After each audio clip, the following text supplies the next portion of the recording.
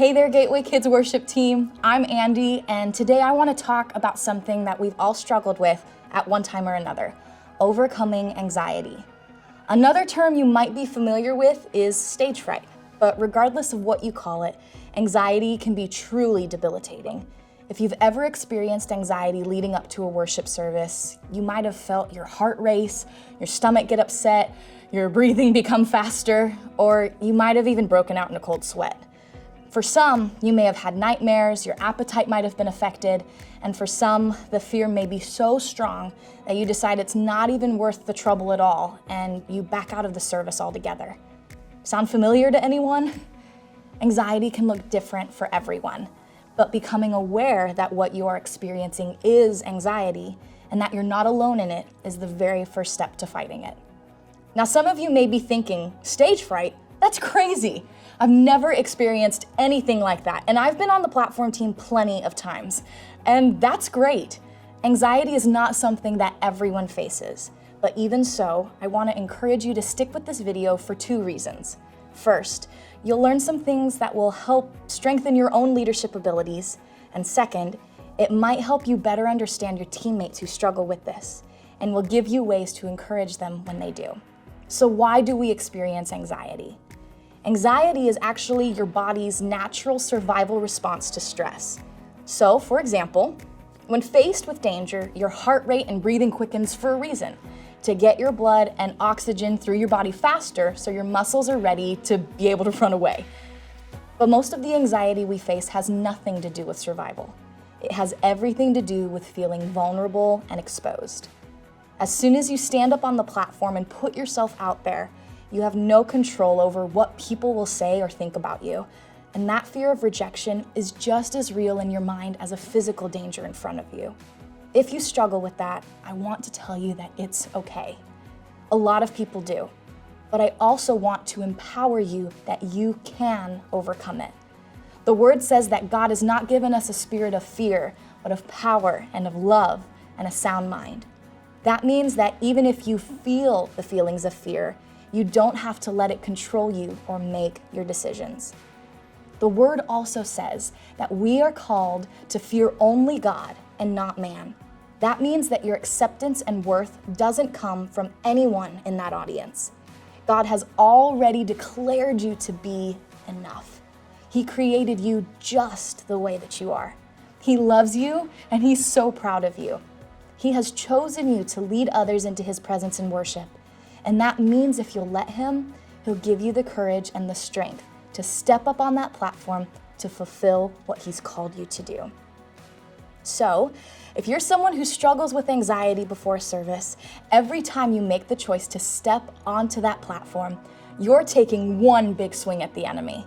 That liar wants you stuck. He wants you believing that people aren't going to like you or that you're going to embarrass yourself. But you getting up on that platform is you declaring in His face, I am a child of God. I am called to lead people in worship and to lead these people.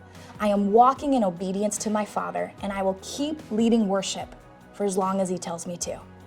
If you experience anxiety, it doesn't mean that you're weak or faithless because you're afraid. Everyone experiences fear. It means that you have an opportunity to hear the Lord and obey in spite of your fear. And my friend, that is a powerful testimony. So now that you know in your mind how to identify anxiety when you feel it, and you know that you can overcome it in your heart with the truth of who God says you are, let's talk about some really practical techniques to help your physical body calm down. There are a lot of different techniques that you can use, but I'm going to teach you two today. The first is a breathing exercise.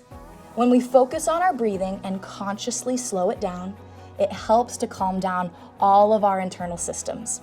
So in this exercise, you're going to repeat the words, Abba, I belong to you, over and over in your mind while you're focusing on your breaths. Inhale on Abba. Exhale on I belong to you. We're going to do it again. Abba, I belong to you. One more time for good measure. Abba, I belong to you. I just love this meditation because we're using Abba, which is the Hebrew word for daddy, and we're reminding our soul that no matter what happens, we know who we are and whose we are. You can find other phrases from scripture to use for this technique if you want, but this is definitely a great one to start with. The second exercise is called grounding. Since fear and anxiety get your mind racing ahead with all of the what-ifs of the future, grounding works to get your thoughts into the here and now. It's really simple. You start by thinking of 5 things that you can see and then say them one at a time to yourself. It doesn't matter what they are, and you can even repeat them if you like. So for example, I see the tree outside the window. I see the camera. I see my cell phone. I see the ceiling fan. I see the tree. Then say 5 things that you can hear and 5 things you can feel. So that's see, hear, feel. Then you move down to 4 things and then 3 things until you feel yourself calming down. It seems so simple and repetitive, but what you're doing is keeping your mind focused on what's actually happening around you instead of what could possibly happen. And as you do this, your body begins to naturally respond to the fact that you're not in danger and it doesn't need to prepare for escape. It's that easy. The last thing I want to encourage you with is this. Don't be afraid to tell someone else about what you might be experiencing. Reach out to your next-gen pastor or team lead, even share it with your team.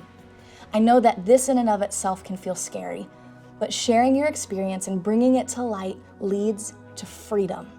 Your leaders and teammates are here to pray for you, to encourage you, and to surround you with comfort and love. The Lord just might surprise you with how much healing you receive from your relationships with other believers. I truly hope that this has encouraged you today. We are all so proud of the steps that you're taking to overcome anxiety. It can feel overwhelming and it can be hard work, but you can do it. We love you and we believe in you.